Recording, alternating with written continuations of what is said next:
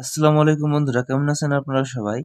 আজকে আমি আপনাদের মাঝে নিয়ে চলে আসলাম নতুন আরেকটা ঔষধের রিভিউ, যেটা হলো ইত্রাজেন 100 mg ঔষধ।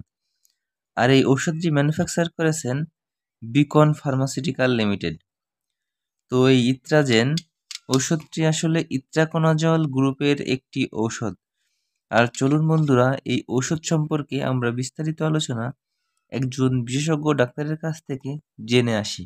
ইট্রাকোনাজল সাধারণত ছত্রাকজনিত সংক্রমণের চিকিৎসায় ব্যবহৃত হয়, যেমন কিছু ধরনের চুলকানি বা চর্মরোগ। তবে ঠিক কোন ধরনের ছত্রাকজনিত সংক্রমণ হয়েছে তার উপর নির্ভর করে এর কার্যকারিতা।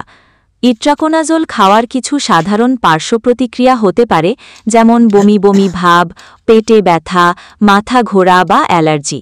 তবে সবার ক্ষেত্রেই যে এই পার্শ্বপ্রতিক্রিয়াগুলো দেখা দেবে এমনটা নয়।